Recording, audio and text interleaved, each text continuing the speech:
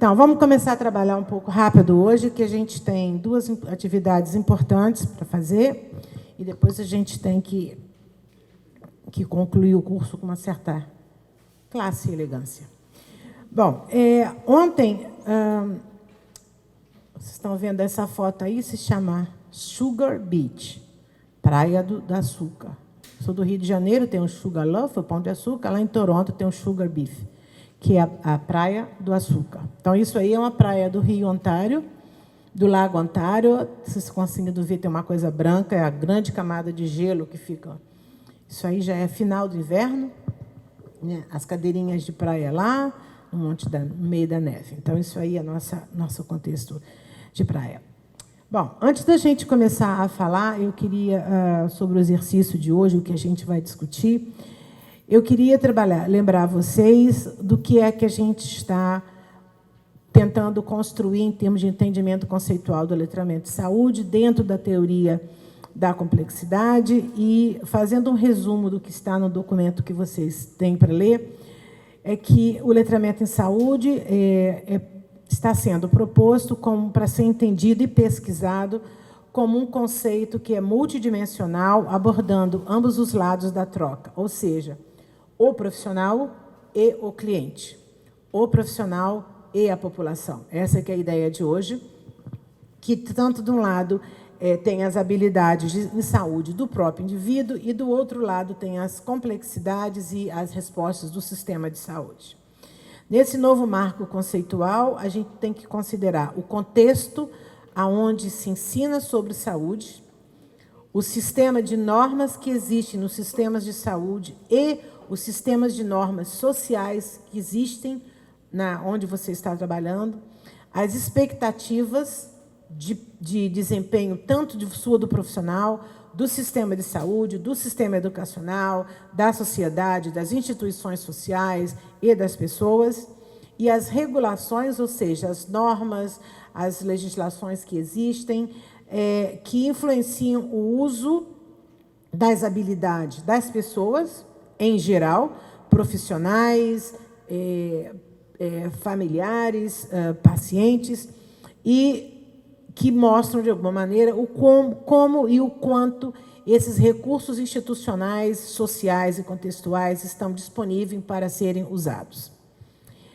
Eles também falam que essa maneira de ver o letramento em saúde não é uma maneira estagnada, não é uma maneira estática, é algo que acontece em vários níveis, com várias variações. Em algumas situações podem ser altas, baixas, pobres, ricas, desenvolvidas, subdesenvolvidas. Então, é um processo muito dinâmico que, na verdade, significa que a gente está pensando em que tanto o contexto e as capacidades diminuídas das pessoas e das próprias instituições têm um grande impacto no todo do processo do letramento em saúde. Então, para a gente pensar em letramento em saúde e tentar ajudar a vocês a entenderem como é que a gente pode começar a pensar de uma maneira mais estruturada e organizada, com todas as possibilidades da definição que a gente apresentou aqui, não? Então, quando a Catarina apresentou os instrumentos dela, cada instrumento falava de uma postura, do construto do letramento em saúde para ser mensurado. Quando eu mostrei aquela tabela que vocês ontem tiveram, aquele quadro, vocês fotografaram, de possíveis definições do letramento em saúde por vários autores, também são perspectivas conceituais. Para que a gente possa começar a pensar, né? Eu vou fazer o quê, com que objetivo? Né? Ontem vocês fizeram o que a gente chama de tempestade cerebral, todo mundo pensou em um monte de coisa, e a gente criou 4 grandes projetos, né? Que projetos mais complexos ou menos complexos, mais completos e menos completos, mais sistematizados, estruturados ou menos estruturados. Então, a mim não compete julgar o que vocês fizeram, mas eu gostaria que cada um de vocês parassem depois, em algum momento, para fazer uma autoavaliação do que vocês fizeram ontem. né? É como se fosse ontem, fosse o grande exercício, e você para agora para corrigir o que você fez, né? Isso não está bom, isso merecia ser melhorado. Por que o grupo do Leandro falou de um questionário de acompanhamento após o que foi feito? Por que eu não pensei nisso? Então, eu quero que vocês façam esse exercício por si mesmos para identificar as coisas. Bom, na área da promoção de saúde, as coisas que eu disse, ela tem um termo técnico que a gente chama hoje intervenção, né? É a palavra técnica que a gente decide quando a gente decide bolar um programa, um projeto, fazer alguma coisa com a comunidade, implementar ações, medir, avaliar. Isso se chama intervenção. E a área de intervenção em promoção da saúde é uma área muito rica hoje de avanços científicos, né? Então, as pessoas estão avaliando que tipo de intervenção fazer. O que é hoje melhor? É uma intervenção mais behaviorista, mais comportamental? É uma intervenção mais usando a mídia digital? Enfim, existem vários tipos de intervenção. Então, a palavra intervenção significa que eu vou fazer algo, né? É como, o que é intervenção cirúrgica? Então, a intervenção cirúrgica, a gente sabe que tem um contexto, tem equipamentos, tem material, tem pessoas que têm papel, um papel específico, ninguém faz o que o outro faz, tem todo um ritual, e a gente sabe o que a gente vai fazer, como fazer, durante quanto tempo fazer, e a gente sabe, se acontecer alguma intercorrência dentro desse espaço, a gente sabe como consertar. Então, o termo intervenção, ele dá a gente essa mesma noção de complexidade, multiplicidade de ações com um fim último, tá? Então, é como se vocês, antes de fazerem o exercício de ontem, tivessem que colocar no papel um plano de trabalho e dizer, olha, eu vou fazer isso porque tem que ser feito desta maneira. Tem que ser feito desta maneira requer que vocês deem uma explicação lógica para o que vocês vão fazer. Por exemplo, se eu quero trabalhar com redução do estresse, alguém, um tempo atrás, disse que a gente tem ação e reação. Se eu quero trabalhar com pessoas que eu quero dar nelas a sensação de que elas podem ter o controle sobre uma certa situação, eu posso usar uma teoria da psicologia que fala do quê? Locus do controle, ou seja, o local de controle. Tem pessoas que acreditam que o local do controle na vida dela está dentro delas. Tem pessoas que acham que está fora delas. Por exemplo, tem gente que diz o quê? Deus está no controle da coisa. Não tem que fazer nada, não tem que prevenir, não tenho que me tratar. Deus decidiu, eu estou aqui esperando o que Deus quer, né? E tem pessoas que, dependendo do entendimento do papel que Deus ocupa na vida, ele diz, não, espera aí, Deus está muito ocupado com todo mundo. Então, eu vou fazer o seguinte, eu vou fazer a minha parte, que eu sou um bom filho, uma boa filha, eu vou tomar conta de mim, na hora que a coisa ficar complicada, ele vem e dá uma ajuda. Mas, por enquanto, eu sou um bom filho, uma boa filha, tenho uma responsabilidade. Então, até mesmo a ideia de quem está no controle, ela pode ser modificada pelo entendimento da pessoa do nível de intensidade desse controle que o outro tem e o papel que a pessoa tem nesse processo de cuidar de saúde. Isso não é nada novo. A psicologia americana faz muitos estudos nas igrejas protestantes americanas para descobrir qual é o papel de Deus, a igreja, e no controle de uma doença crônica degenerativa, né? Então, quanto mais as pessoas acham que Deus é bom, que ocupa de todo mundo, mas eu sou o responsável porque eu sou uma boa filha, ou seja, gente, quem é que quer fazer pai e mãe se acabar de trabalhar por nós? O bom filho, a boa filha, a gente faz a nossa parte, né? Então, quando a pessoa ela é religiosa e acredita que ela tem um papel predominante nesse processo de tomar conta de si, porque Deus está tomando conta, está me guiando, ela assume mais o controle de si. Então, a gente pode utilizar várias teorias para guiar o nosso trabalho. Então, é aquilo que eu contei uma anedota, um caos para a Fernanda outro dia. Se você decidir fazer alguma coisa, eu vou te perguntar a você, mas qual é a lógica subjacente à intervenção? Você vai olhar para o que é, professor? Eu repito. Levar a qualidade de vida desses idosos. Então, o local de implantação seria a UMA, né? A ideia, então, era que abarcasse vários profissionais de saúde, profissionais vinculados também a artes, né? Aqui na UFT nós temos as artes cênicas, e aí nós iríamos produzir um material, né, que serviria também, né, para a produção de uma peça envolvendo os idosos com DPOC que estão vinculados a UMA. E aí nós formaríamos uma companhia com esses idosos, né, que se chamaria Catacenas, né, e esses idosos, então, iriam ter que entrar em contato com informações, né, como as restrições causadas pelo DPOC, o progresso da doença, o que é a doença, prevenção, prevalência, tratamento, formas de tratamento, a alimentação, né, tudo isso, então, estaria envolvido aí nessa peça. E, no final, a proposta era produzir uma oficina intergeracional para confecção de cataventos, né, com idosos, e seus netos e filhos. E aí, o que a gente pensou, né, na parte de modo de avaliar as ações? Né, a professora, então, havia pedido que a gente fizesse uma separação, né, de modo de avaliar de ferramentas de avaliação. Então, nesse sentido, a gente tentou, então, ficar menos restrito à ferramenta e mais voltado para a questão da avaliação. E aí o professor Fernando propôs duas formas de realizar a avaliação dessa ação.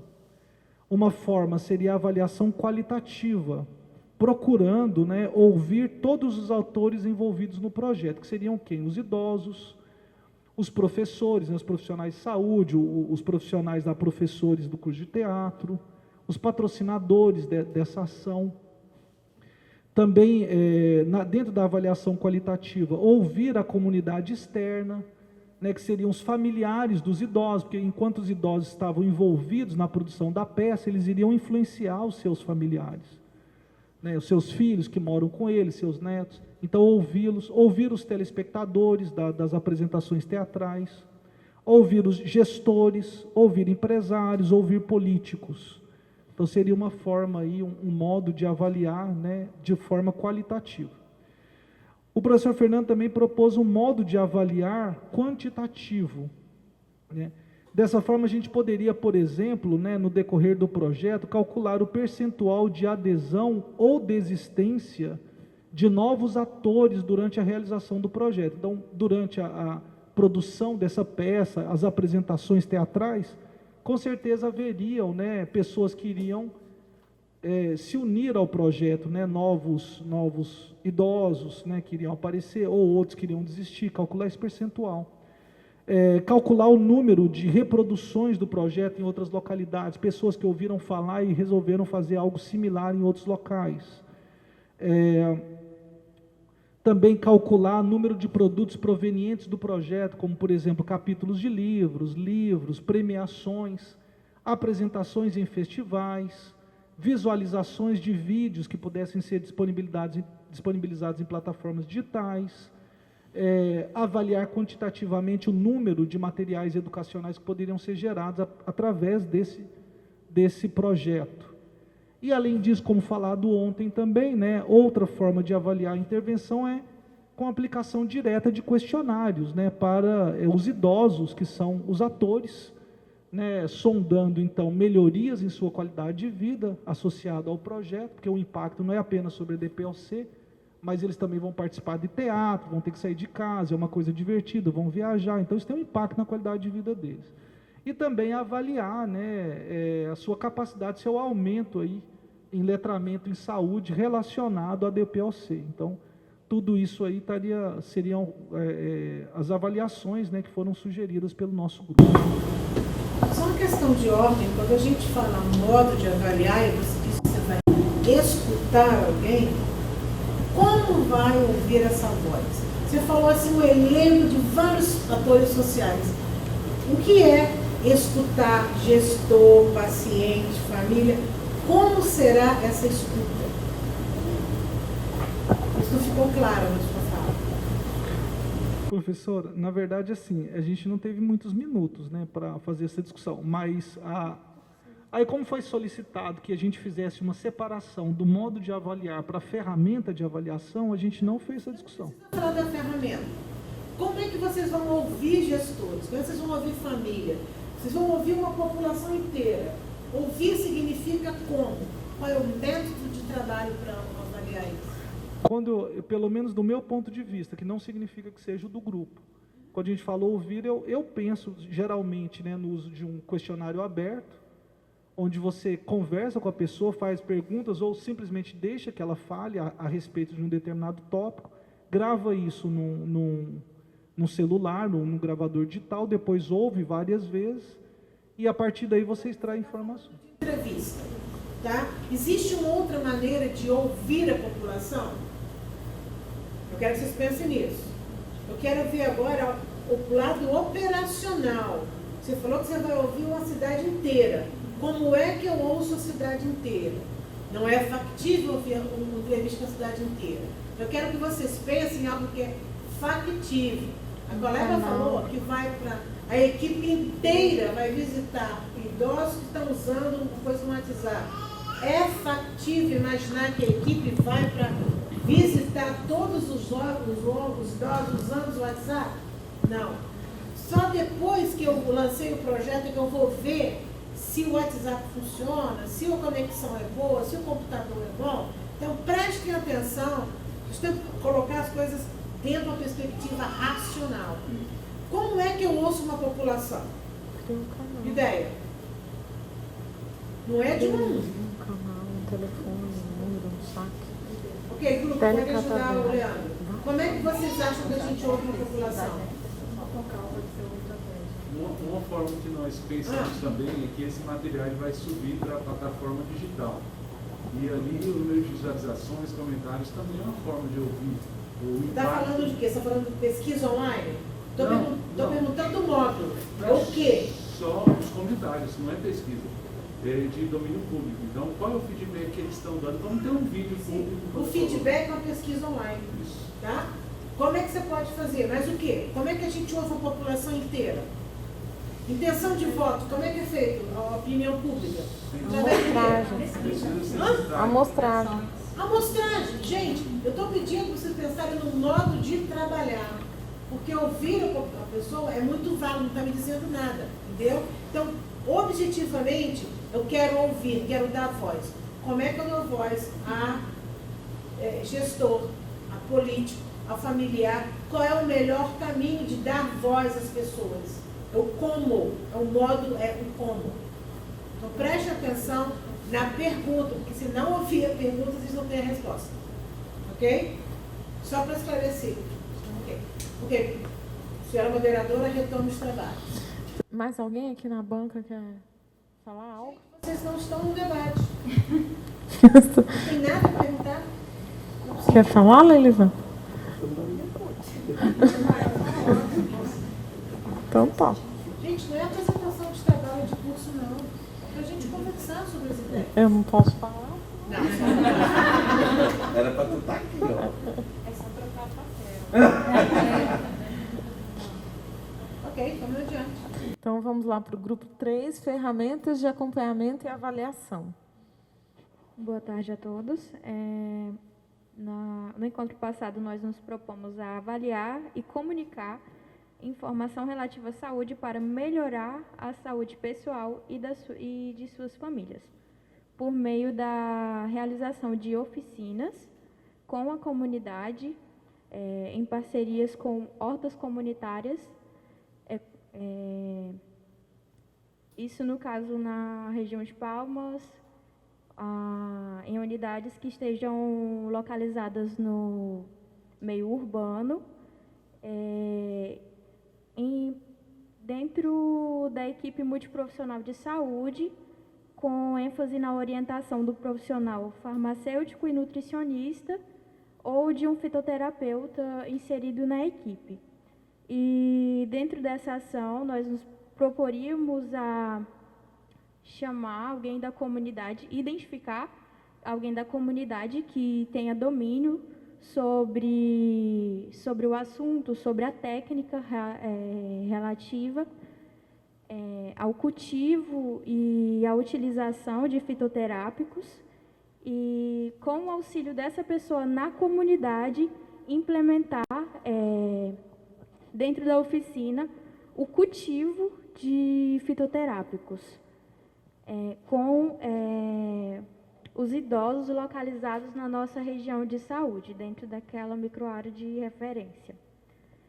E dentro das ferramentas de avaliação, nós nos propomos, no momento da oficina, ao Show Me Back. Eles realizariam a ação,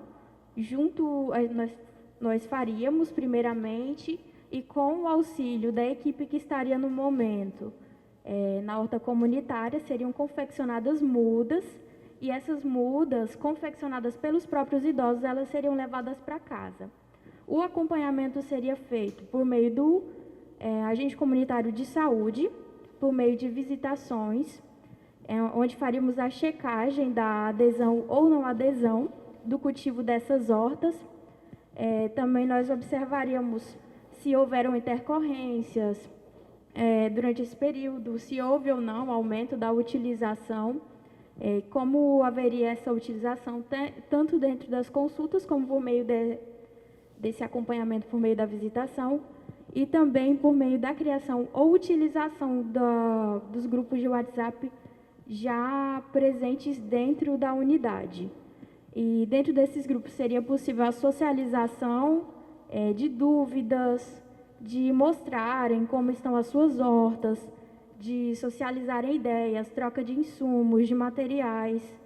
E seria o meio de nós acompanharmos a ação, se houve, no caso, a adesão ou não, para planejarmos a nossa retroavaliação, se nós refaríamos a ação, se nós faríamos outras ações a partir dessa, quais seriam, então, as intervenções a partir desse momento. E foi isso. Aí, dentro disso, nós checaremos o percentual de pessoas com horta medicinal na residência e o percentual de pessoas que utilizaram nos últimos meses, no período referido, esses fitoterápicos. Só esclarecimento. Você só falou uma ferramenta, o WhatsApp. O restante, tudo que você falou foi modo de fazer alguma coisa. Quando você diz que vou aferir, a ferramenta é como é que você vai aferir? Qual é o questionário? Qual é a maneira de trabalhar, o objeto de trabalho? Então, prestem atenção que a palavra ferramenta quer dizer um instrumento para fazer algo. De tudo que você citou, você falou vários modos de fazer algo, que não era para você falar, e você falou apenas de uma ferramenta, que é o WhatsApp. O WhatsApp é uma ferramenta para fazer o quê? Quando você falou agentes comunitários, eles vão fazer o quê? Qual é a ferramenta de trabalho do agente comunitário para coletar o material? Vai fazer um diário de campo, tem uma lista de itens que ele vai observar e vai checar. Então, isso é ferramenta. Tá? Então, prestem muita atenção, porque o processo de avaliação ele está vago. É como se fosse um discurso filosófico. Então, vão lá fazer alguma coisa, como? Como é que eles vão documentar isso para você? A ferramenta pode ser um diário de campo, gravado no áudio, pode ser um diário de campo escrito à mão, pode ser um diário de fotografia, pode fazer, você falou de plantas, pode fazer uma documentação da realidade através de fotografia. Então, a fotografia, o vídeo, o logo vídeo, tudo isso é ferramenta de trabalho. Prestem muita atenção na hora de escolher palavras, porque palavras são conceitos e conceito significa ideia clara. Ferramenta não é modo. O modo de usar uma ferramenta é uma coisa. Ferramenta é A e o modo é B. Faz sentido? Tá? Prestem muita atenção nesse detalhe na hora de planejar um trabalho de campo, porque senão a gente fica sem algo concreto. Aquele antes que você está falando, ele está assim com o olho assim. Não? Tudo bem. Então a mesa pode retomar a discussão, só para esclarecer. Mais alguém aqui? Então vamos vamos para o grupo 4, estratégias de compartilhar resultados para a população. Boa tarde a todos e a todos. Então, só retomando o nosso grupo de ontem, a gente pensou na população de cuidadores e o nosso objetivo era desmistificar o cuidado com o recém-nascido, para trabalhar com os enfermeiros, com o ACS e médico, né? A nossa ideia era avaliar o peso, cartão de vacina, neurodesenvolvimento, através do instrumento PHLAT. Como estratégia de compartilhar os resultados, a gente montou até um mapa, né? Então, a gente pensou que a partir desse instrumento, a gente obteria os resultados, né? Desse resultado, a gente traria a devolutiva para essa população. Essa devolutiva, ela se divide em 2 produtos, que é uma cartilha e um vídeo, né? Essa devolutiva da população, ela vem para os cuidadores, né? Desses cuidadores, a gente pensou em uma ação, que já é uma semana que acontece dentro dos espaços de saúde, que é a Semana do Bebê, certo? Desses cuidadores, eles iriam diretamente para uma rede de apoio. Então, a ideia é que dos cuidadores, essa cartilha e esse vídeo, eles já começam a se como é que as meninas falaram? A se disseminar entre os pares, né? Essa rede de apoio, ela vai trabalhar junto com os profissionais, né? E a gente trouxe a questão das redes sociais e das mídias. Então, a gente vai trabalhar Facebook, pensando no recorte geracional, WhatsApp, Instagram, e as mídias sociais, quando a gente pensa TV, rádio, né? E aí a gente, para trazer essa questão mais afetiva desses cuidadores, a gente, através do Instagram ou do próprio YouTube mesmo, como uma forma de disseminar, a gente trazer o relato pessoal dessas pessoas que estão sendo atendidas ali, né? Então, a gente pensou que a gente pode pedir para esse cuidador fazer o seu relato. Como? A partir da cartilha tal, eu entendi, eu comecei, né? A partir do vídeo que foi apresentado pelo profissional, eu consegui entender. Então, a gente consegue tirar essa institucionalização da cartilha, do vídeo, trazer para algo mais pessoal e assim compartilhar. Porque se a gente pensa no Instagram, nós podemos marcar pessoas e esse vídeo se espalha, né? Facebook, YouTube, a gente pode compartilhar esse vídeo, que esse vídeo se espalha. Então, essa foi a nossa estratégia para compartilhar esses resultados. Obrigado.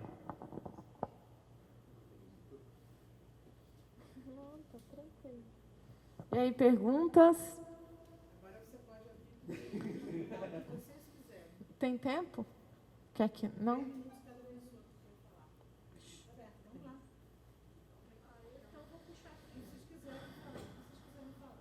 Então, na sequência aqui, Mônica, Fernando, Gislaine e a menina da graduação. Tá. Então, essa é uma questão bem interessante sobre quando nós pensamos num aplicativo dentro do WhatsApp, nós não pensamos num aplicativo para assistência direta ao paciente, sim para que o paciente conseguisse navegar na rede SUS, marcar sua consulta, marcar seu curativo, sua avaliação, né? E não necessariamente que o grupo ou que tivesse alguém do outro lado para avaliar a ferida ou fazer a avaliação clínica desse paciente, né? Mas você despertou uma coisa importante. O que foi que você despertou? Hoje, nós não temos nenhum mecanismo que permita, por exemplo, a gente registrar imagens nos mecanismos oficiais de registro. Por exemplo, eu tenho o ESUS, né? Eu tenho o ESUS, eu poderia ter um lugar no ESUS para eu, por exemplo, subir uma foto da ferida do meu paciente. Eu não tenho, né? Eu tive um pé diabético horroroso que chegou para mim na UPA. O paciente estava 30 dias, né? Com aquela situação que começou com uma erisipela, ele estava com necrose em toda a metade anterior da perna, do joelho até o tornozelo. E eu consegui ajudar, ele conseguiu uma vaga na vascular, na HGP, por quê? Porque a assistente social mandou as fotos que nós tiramos da ferida pelo sistema de regulação, como é que é o nome? Pelo SER. E aí eu acredito que quando eles viram a situação, eles deram um jeito de arrumar um leito para o homem, porque o homem ficou 30 dias, já fazia 30 dias que ele estava tratando na unidade de saúde, ele tinha ficado 5 dias internado na UPA Sul esperando vaga e ele foi embora. Ele disse para o médico, me deixa embora, porque eu não aguento mais ficar aqui esperando uma vaga. E ele foi para casa tratar na unidade de saúde, ele ia perder a perna, né? E nós não temos esse mecanismo, que é uma coisa, eu acho que tão simples, né? De upar uma foto, né? No caso, e a gente tem tantos pacientes com feridas, né? Eu vou lá, eu descrevo a ferida, mas não é igual tirar uma foto, não é? Assim, dentro da avaliação, o tirar a foto faz parte, dentro do curativo. A gente tira a foto mesmo, com a extensão, com os critérios, mas o grande problema é esse que a Mônica falou. Não é o tirar a foto, não seria o paciente, teria que ser o profissional que fez a foto, porque existe toda a questão, mas o guardar a foto. Nós já tivemos uma experiência de trabalhar num ambulatório de feridas, a gente tirava as fotos e a memória do computador para guardar. E o celular, que não poderia ser cada vez um, porque existe. Mas é muito interessante, é o registro. E é isso que faz a avaliação da ferida. A gente sempre colocava, olha, seu fulano chegou aqui há 2 meses assim, vamos comparar, a gente sentava com os alunos, né, Isabel? Você foi aluna, você sabe, a Gislaine, a gente comparava a evolução, olha, piorou. Então, o que é? Só aqui? Aí a gente já pegava, então, assim, é importante, mas acaba sendo um nó que tem que ser trabalhado. O Leandro falou na perspectiva de uma base de dados para tomar decisão no futuro. Não é a clínica. Qual é a resultatividade disso? Eu fiz isso para quê? Então, se você tem uma base de dados mostrando os resultados do seu projeto, você tem como avaliar o seu projeto e provar por A mais B, custo-benefício, isso para outros estudos, isso, porque essa base de dados serve para estudos epidemiológicos, isso não tem como discutir, né? Estudos da base de econômicos, esse aspecto é muito importante. Vamos lá, Fernando. Bom, então a minha contribuição aqui, na realidade, eu tentei traduzir esses quatro questionamentos para aquilo que nós fazemos enquanto ciência, né? E aí ficou mais claro para mim. Onde aparece o quê?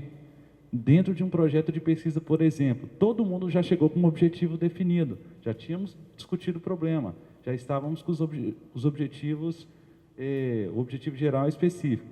Então, é mais um exercício que eu fiz aqui, eu queria compartilhar com vocês, né? Então, quando falam, me corrija se eu estiver errado, né? Mas assim, quando falam em modo de acompanhar dentro de um projeto de pesquisa,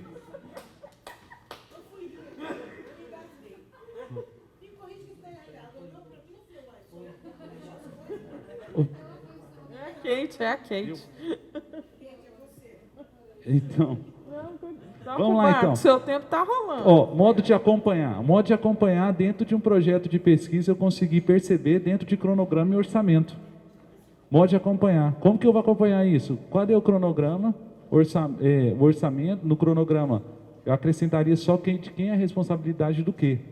Então, eu vi no modo de acompanhar isso. No nosso, foi o modo de avaliar, que eu falei, a quantitativa e a qualitativa, eu pensei no delineamento da pesquisa. Que tipo de pesquisa é que eu quero fazer? Quando eu quero fazer a avaliação, ela é quanti, ela é quali, tem o delineamento dela. Como eu vou fazer isso, né? O procedimento de coleta de dados. Como que eu vou captar essa informação? E, claro, sem perder de vista os aspectos éticos. Estamos falando de ciência, de letramento, pressupõe nós falarmos especialmente das questões e dos aspectos éticos. Quando chegou no tópico de ferramentas de acompanhamento e avaliação, aqui entra os instrumentos, as variáveis e a classificação, os pontos de corte, os valores de referência, para que nós pudéssemos fazer essa avaliação a partir das ferramentas que nós utilizamos. E quando fala da estratégia de acompanhamento de resultados para a população, muitos projetos de pesquisa, eles não colocam lá intervenção e avaliação da intervenção. Tem que ter intervenção. Se não tiver intervenção, como é que eu vou fazer essa... vai virar só um artigo no final, uma cartilha, eu sei lá. Mas nós precisamos pensar, e aí me fez refletir sobre isso, né? A estratégia para compartilhar o resultado, e não é só o que a universidade cobra ali, né? Os órgãos de fomento, a publicação no Qualis bom, no fator de impacto alto, ok. E a população lá que participou, ela também tem que receber um produto que ela consiga entender. E aí é onde entra, na minha percepção, né, os produtos, de acordo com os princípios do letramento científico, isso volta para a comunidade. Então, tudo isso tendo como pano de fundo a equipe multidisciplinar, e aí eu vou falar da teoria da complexidade, porque é muito complexo. Quando você pensa num projeto desse, são muitas variáveis, muitos pontos que você tem que conseguir juntar. Então, esse exercício eu gostei demais, porque às vezes a gente está fazendo as pesquisas, construindo o projeto de pesquisa com graduando, com pós-graduando, e usando nomes que às vezes a gente está se confundindo no conceito, né? A tendência nossa da universidade é falar complicado, enrabuscado, que a gente não entende. E o nosso colega olha para você, tipo assim, mas tem um orgulho de você. Ninguém entendeu nada. Então, a coisa é simples. Vai fazer o quê? Por quê? Como? De que jeito? Com quem? Não tem que fazer pergunta complicada, não. Como? É metodologia. Tudo isso que eu perguntei para vocês é puramente metodologia. Como vai fazer, com quem vai fazer, onde vai fazer, durante quanto tempo. Porque a coisa mais falha ainda, não no Brasil, no Cone Sul, é rigor metodológico. Pesquisa qualitativa só se usa aqui no Brasil uma autora que ela não mostra método, ela fala filosofia de ciência. E todo mundo só cita essa mesma autora como se fosse uma Bíblia, um mapa mundi, um mapa, sei lá, 4 rodas, sei quantas rodas antigamente, sei lá, para você ir no passo a passo. Enquanto essa autora não fala de passo a passo. Ela fala da base dos filosóficos da metodologia qualitativa. No final, qual é a minha pergunta quando eu olho os artigos brasileiros, eu vou direto à metodologia, de cara, eu vejo o problema de rigor metodológico no uso. Porque, na minha opinião, na hora de selecionar o participante, você já me mostra se está trabalhando sério ou não. Se você já errou ali, acabou. Tudo está errado. Você não sabe nem como, nem quem é a pessoa, o método correto de selecionar o participante, convidar a pessoa apropriada, né? Tudo está errado. Porque depende da pessoa que experimenta o fenômeno para o resultado, receber o que você quer ou não. Né? Já você deu uma aula de metodologia científica, eu só tentei simplificar. Você não viu, eu estava quase morrendo afogada. Você perdeu essa cena, viu? Eu tenho quase morte também. Terapia dessa experiência. Mais uma pro livro. Mais outro capítulo. Então, na verdade, gente, esse planejamento que a gente está tentando fazer, o exercício, é fazer perguntas simples e objetivas. E ter alguém do seu lado que dizer, mas vai fazer isso por quê? Não, eu não justificou ainda. Por que desse jeito e não do outro jeito? Esse jeito é melhor porque se adapta à minha clientela, tal e tal razão. Perfeito, justificado. Quem falou isso? Abre parênteses, referência. Tá? Então vocês têm que ter o que é o jogo da ciência que a gente faz. Né? O jogo da ciência é permitir o quê? A replicação do estudo. Quando o nosso estudo, qualquer que seja ele, permite ser replicado ou debatido por alguém, você abriu um diálogo científico. É isso que é o diálogo. Eu até brinquei com ela aqui quando você fez o comentário, eu falei aqui para ela aqui embaixo, ó, nós estamos debatendo, nós não estamos puxando a peixeira. Né? Porque esse discurso que faz a gente crescer, ela diz, ótimo, ela deu uma experiência, mas eu não tenho uma base para carregar a foto. Isso é uma coisa que vocês podem agora começar a pensar. Em termos administrativos, onde é que está a base científica de tudo isso que a gente está fazendo? Meu WhatsApp? Gente, o WhatsApp é usado para fins profissional no Brasil. No Canadá quase ninguém usa isso. Ninguém se comunica pessoalmente através disso aqui, gente. Isso aqui é informal demais. Isso é informal. Uma comunicação formal hoje em dia, o Canadá aceita o e-mail, onde tem lá a nota, você coloca o seu cargo todo, todos os tipos lá. Isso virou formal. A informalidade disso aqui, se roubaram sua informação, seu celular, o que você faz com essa informação que é do paciente, privada? Você não pode ter informação pessoal de ninguém, profissional, nem aluno, nem nota de matrícula, num troço desse. Porque se perder, você perdeu a informação pessoal de alguém. Que é ilegal você deixar solto na cidade.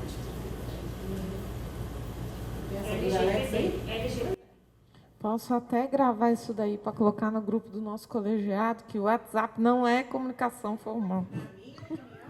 A não ser que eu vejo aqui Facebook colocando nota de aluno. Eu já vi isso, Facebook com nota de aluno, com nome de aluno. Gente, você tem que... Imagina se você vai colocar nota, nome de um aluno, média, aprovação em doutorado, aprovação em mestrado. Gente, tem nome de pessoas. Primeiro lugar eu, segundo lugar eu vejo o segundo lugar, eu vejo o quinto nome. Porque, gente, isso é muito importante. Então, o que o Leandro falou, a informação para criar uma base de dados a partir do que a gente está fazendo é extremamente importante. E ele disse, parece que você delirou, né?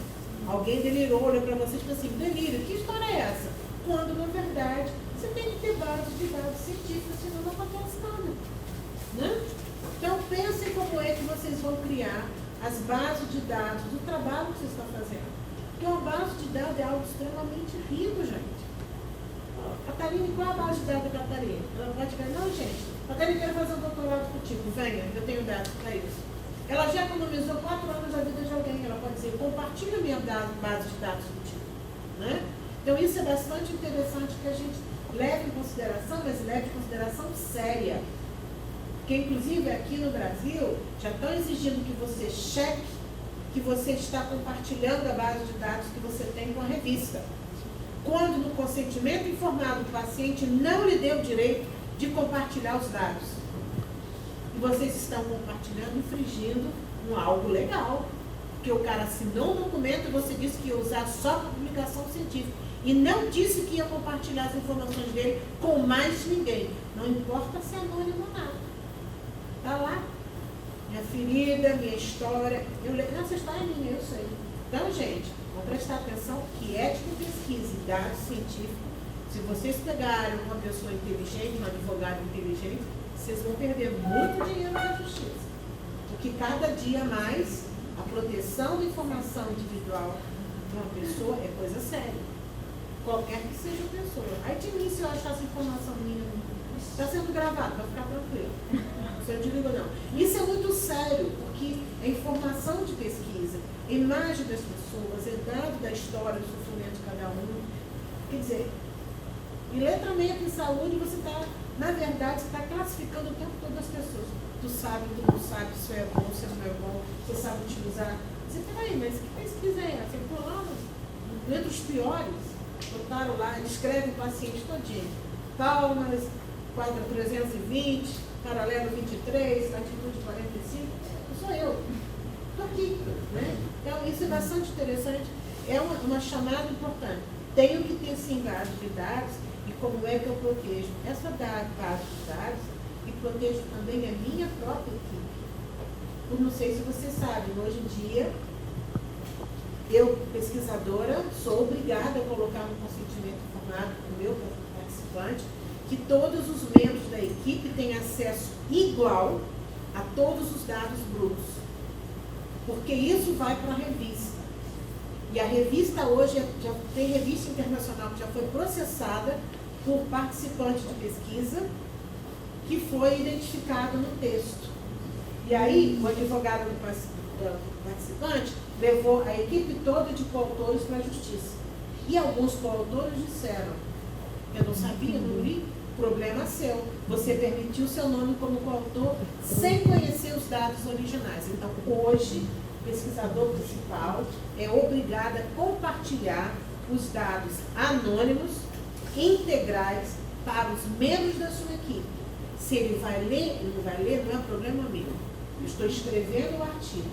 Se você comentar, melhorar o texto, mas não leu os dados originais, não me interessa. Porque eu hoje declaro às revistas que todos os autores têm informação sobre os dados originais. E se der problema na justiça agora, o pesquisador principal diz, não tem nada com isso não. Eu compartilhei com as pessoas, não leu, o problema é teu. Está sendo acusado. Então, hoje a ética de pesquisa é muito mais complicada, porque os advogados descobriram que pode processar muita gente, ganhar muito dinheiro com as publicações que a gente anda fazendo. Isso é sério demais. Só pensando na questão da Quero saúde. olhar para vocês não, só para chamar a atenção, que a coisa está ficando cada dia mais séria para o lado da gente, pesquisadores. Pensando na questão da saúde digital mesmo, é interessante a gente ver que o Brasil lançou agora a política recente, né, a estratégia, na verdade, de saúde digital 2022-2028. E um dos eixos de trabalho, né, que está lá descrito é justamente esse, a construção de bancos de dados de informação, né, de pacientes para que isso fique arquivado. É um desafio que a gente vai ter, porque a começar pela disparidade que a gente tem em relação ao acesso ao serviço de informação via digital, né, as discrepâncias da rede, né, da internet em todas as regiões do Brasil. Mas eu acho que é uma área que a gente, como pesquisador, pode contribuir muito com o Ministério. Lá está bem claro que o Ministério busca parcerias de pesquisa com as instituições, né, pelo menos é o que está escrito lá, para se pensar como operacionalizar isso. Né, como eles mesmos trazem, né, da última PNAD, que há ainda essa discrepância entre as regiões do Brasil do acesso a essa informação. Então, eu penso que, pela questão da saúde digital, que ela tem uma definição mais ampla do que a saúde eletrônica agora, né, pensando a nível de Organização Mundial de Saúde, a nível do que o Brasil tem adotado como definição de saúde digital, isso vai se tornar cada vez mais fontes de se pensar como eu vou operacionalizar isso para sistemas seguros, que é o principal problema que a gente tem quando a gente pensa que essas informações vão estar onde? Vão estar em nuvens, vão estar onde? Então, o Ministério ele tem esse discurso que é o grande desafio deles, é justamente realocar essas redes, como que isso vai funcionar dentro da estrutura SUS. A gente já teve o avanço de algumas regiões de prontuário eletrônico, algumas regiões com o Conect SUS, que foi uma das primeiras políticas que teve, né, em relação à saúde digital, mas isso está num processo de caminhar e eu acredito espero, na verdade, que daqui a alguns anos a gente possa, né, Leandro, ver essas informações, esses registros dentro da rede SUS desses pacientes para que a gente tenha esse banco de dados e que ele seja utilizado como fonte de bases para a gente pensar na evidência e que isso seja utilizado na hora de pensar nas linhas de cuidado que a gente tem no Brasil. Né? Deixa eu compartilhar com vocês um problema que eu e Kate estão tendo essa semana, que eu não sei resolver ainda. Nós estamos fazendo uma pesquisa com um grupo no Brasil e um grupo no Canadá. Os documentos do CEP, da UNB, não sei se é do Brasil, mas da UNB, tem que dizer o seguinte, que o pesquisador indeniza o participante por alguma coisa. No meu documento lá, isso não existe. Aí eu devolvi e avisei, a minha comissão de ética cantou a pedra. Eu falei, eu sabia que isso vai dar. Aí eu perguntei, devolvi para a Catarina e para a Valterlânia, que são da UNB, perguntando o seguinte, vocês vão indenizar em que situações? Primeiro, responder um questionário e uma entrevista profissional. Vão indenizar em que situações? Quem vai pagar a indenização? A UNB ou a Valterlânia, que é a pesquisadora do Brasil? Porque eu não tenho dinheiro. Ok? E se a UNB não indenizar, quem indeniza? Então, isso é uma frase que é coloquial aqui no contexto brasileiro. Mas o advogado, o presidente da comissão de ética da minha universidade, que é um advogado, já cantou a pedra. Tipo assim. E se eu não botar esse troço de indenização, o CEP do UNB não aprova. Deu para entender agora? O que eu faço? Eu vou me comprometer a indenizar o que e a quem. Né? Isso, eu não consigo negociar lá, porque eles sabem o seguinte, você não pode executar uma pesquisa num país estrangeiro sem responder os parâmetros legais do país.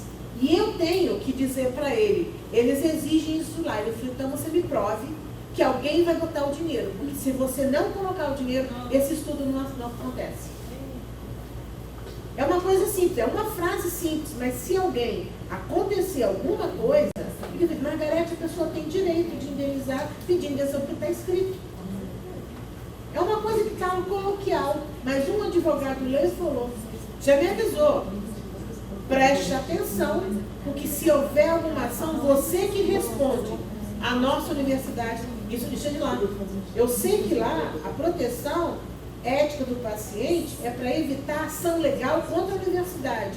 E se eu aceitar um discurso desse, eu abro uma brecha para qualquer pessoa, não é só a Ucrânia, que está o nome, estão dois, os órgãos das universidades, onde todo mundo lá. Então, preste atenção que pesquisa está se tornando cada dia mais perigoso. E, pelo amor de Deus, tem advogado buscando aonde ganhar dinheiro. E já aprenderam que a pesquisa é campo de trabalho para ele. Hã? E gostam mesmo. Uma discussão que eu já fiz isso também com os colegas do direito, sobre eu falei, mas como é que eu vou pagar isso, né? E aí ele falou assim, ó, tem uma forma de você minimizar esse problema aí. Coloca a frase assim, ó, com dolo comprovado. Você tem que comprovar. Mas esse termo não está no documento da NB. Eu não posso codificar o documento da NB. Mas o termo de consentimento ele não pode ser um documento engessado. Cada pesquisa tem um... Sim, mas acontece que eu tenho que te explicar o seguinte, eu não posso, eu não tenho autoridade. Não, sei. Eu vou ver com o Valpilani como falar. Eu estou só dando um exemplo para vocês, que é uma coisa que parece que você olha, coloquial, o que tem de mais nisso? Mas você olhando criticamente, se acontecer alguma coisa, o advogado pega essa frase, ela disse quem é ela? As duas são pessoas do cidade. E aí, tadinha de mim, vou ter que limpar a palma antes na agropecuária e pedir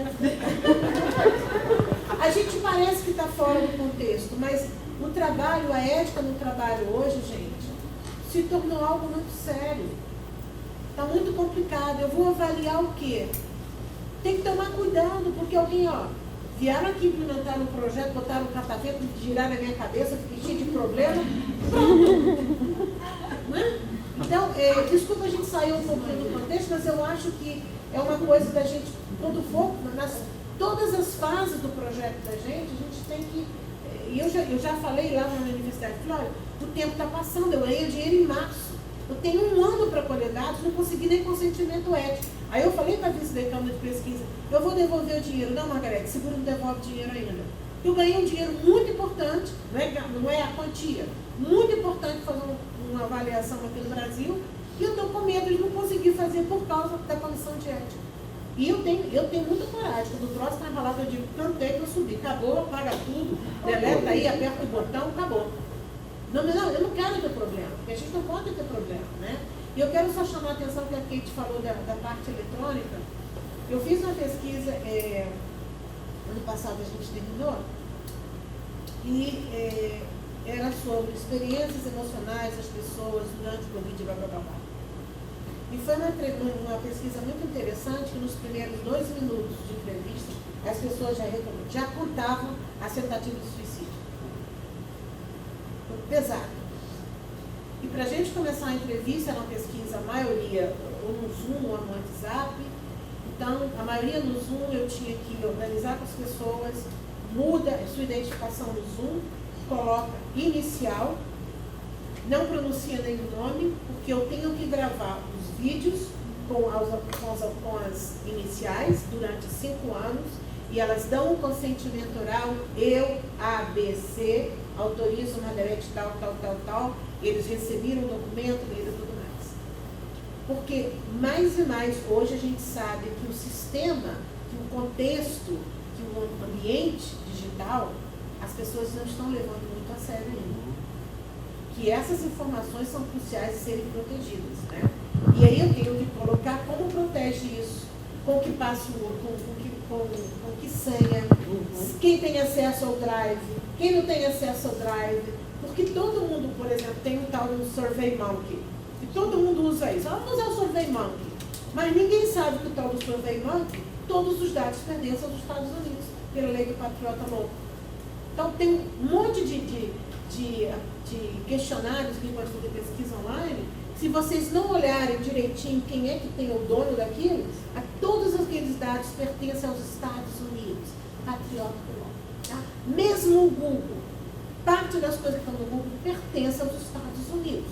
A não ser que a sua universidade tenha assinado um convênio com o Google e restringiu que é na nuvem da universidade que isso pertence a vocês. Tá? Então prestem atenção, porque vocês sabem que estão com dados protegidos, os dados sumiram, não tem base de dados nenhum para vocês.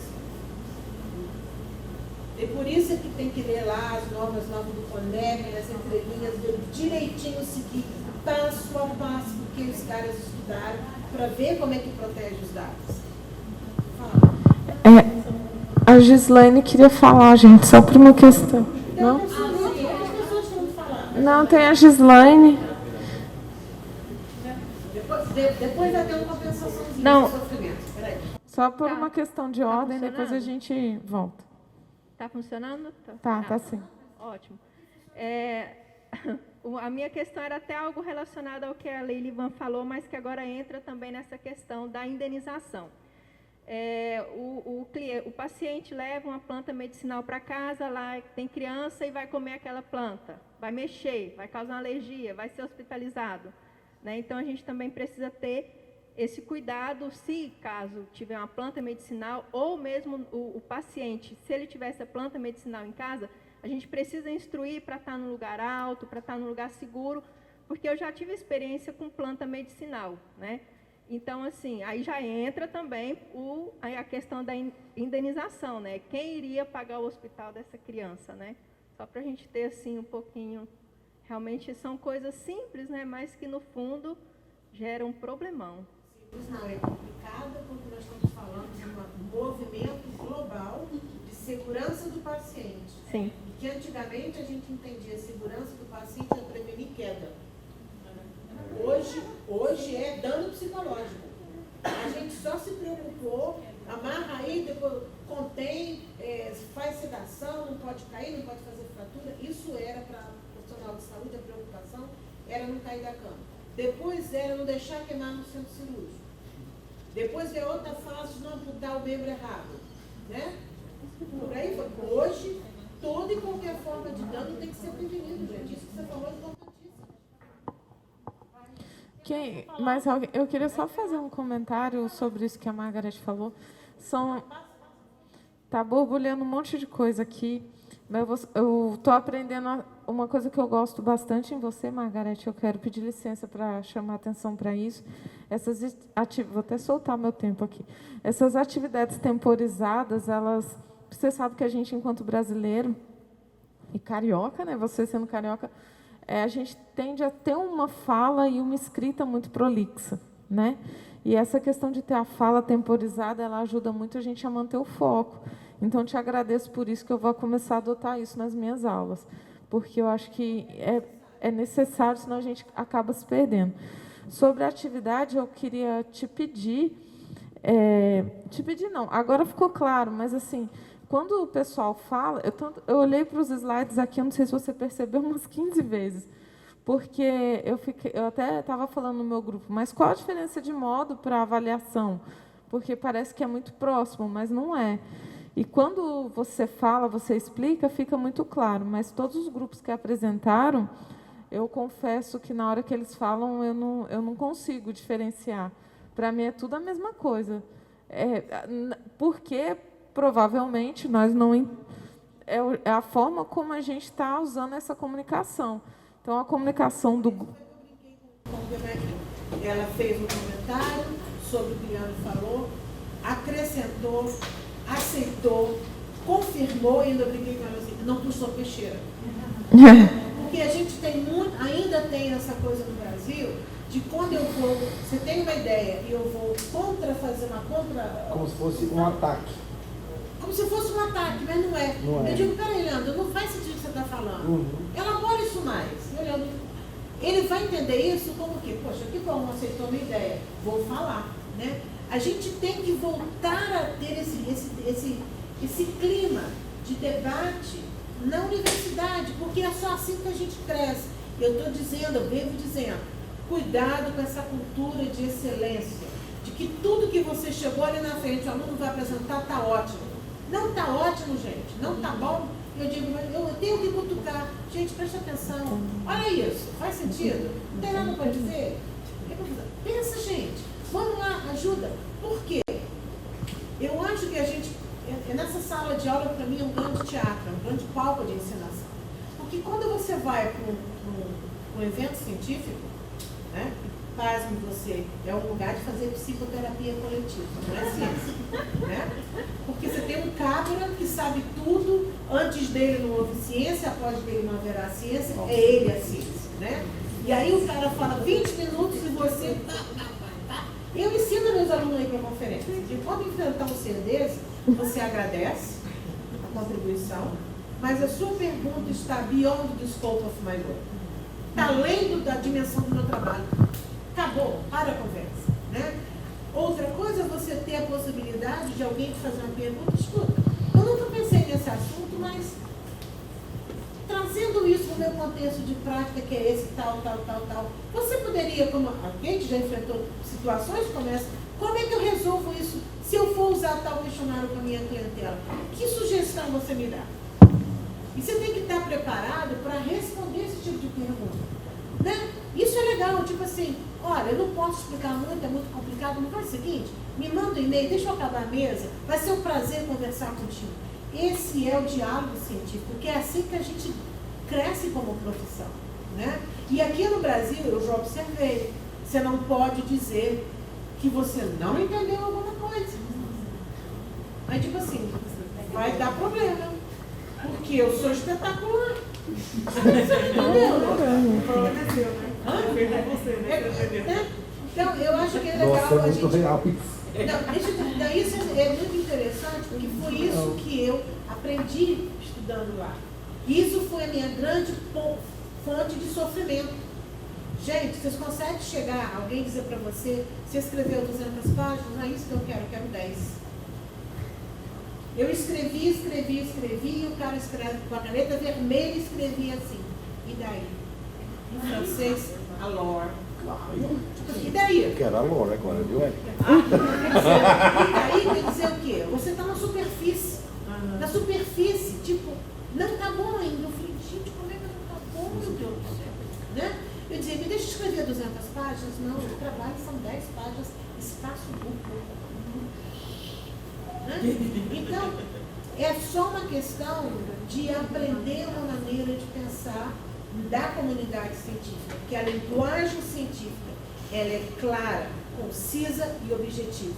Se vocês, de novo, pegar o melhor periódico da área de vocês, escolherem um artigo top, você vai ver a objetividade na mensagem. Não tem blá, blá, blá, blá, blá, não, gente. É direto na jugular o problema. Então, é isso que a gente tem que aprender a escrever. Porque se você não sabe pensar objetivamente, você não escreve e você não fala objetivamente. Eu não sou perfeita, ainda tenho muita dificuldade em escrever, porque ainda me perco nas coisas, né? E quando a gente passa de uma língua para outra, a maneira da gente pensar é diferente. Por exemplo, tem hora que a gente está lendo documentos em Catarina, a gente entende bem inglês. Aí a gente se olha e começa a falar sobre o troço em português, a gente se enrola. Né? É o lost in translation, a gente se perde no significado das ideias na língua materna da gente. Né? E aí, isso eu acho importante.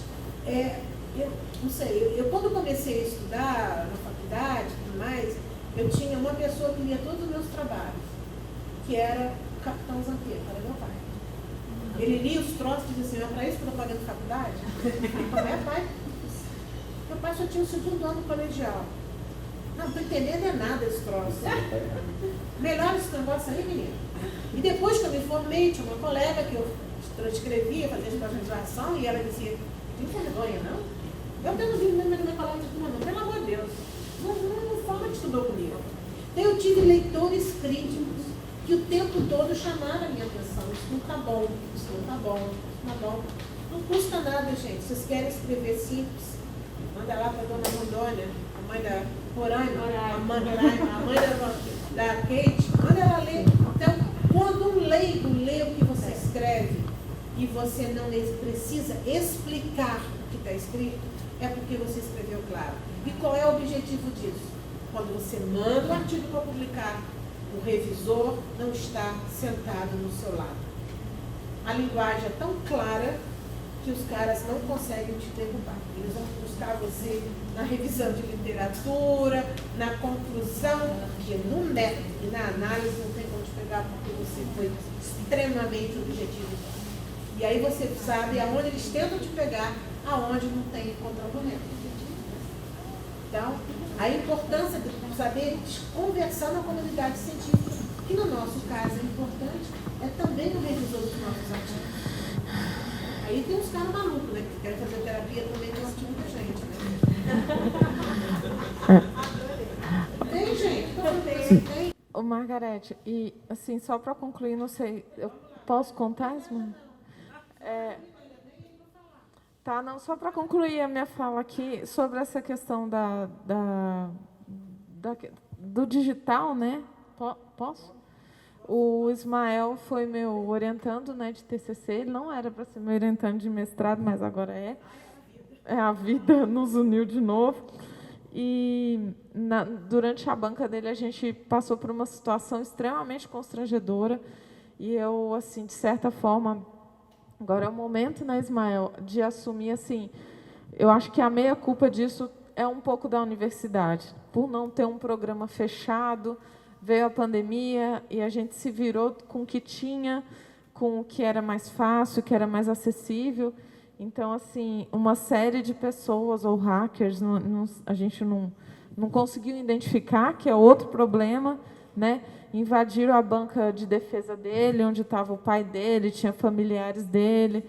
E foi assim, eu fiquei extremamente nervosa. Eu criei uns 4 links diferentes para migrando as pessoas, porque as pessoas, não sei se... Mas isso não é único, eu já vi isso na internet. Mas eu via, mas eu não esperava que fosse acontecer comigo. O Ismael, ele é uma pessoa ligada à representação estudantil, então é uma pessoa que aparece mais. E ele foi extremamente ofendido. Foi uma situação muito constrangedora. O pai dele foi ofendido. Eu já, né, pedi desculpas lá, mas reitero aqui, em nome da universidade, porque eu acho que isso é uma é muito ruim para a imagem da universidade passar por uma situação dessa. E, naquele momento, como eu estava no controle da sala, eu não tinha o que fazer. Então, eu ficava criando outros links. Só que as pessoas pediam para entrar, eu não sabia quem era todo mundo. Até que foi assim, a gente foi filtrando.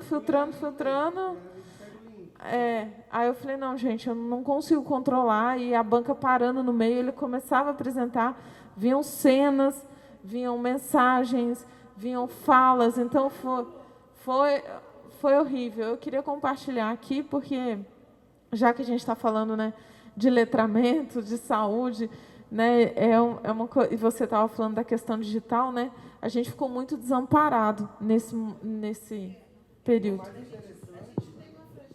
Muito grande de todas as modalidades, em todas as dimensões, e aí a universidade, nós estamos falando hoje, estamos no pleno mês de julho, né?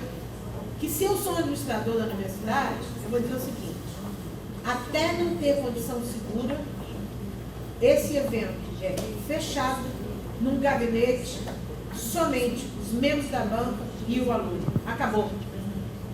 Não, para proteção mental do professor e do aluno, eu tenho autoridade para mudar o ritual da festa, né? Porque isso é uma questão, você nunca sabe o que pode acontecer, né? Hoje a gente está no híbrido.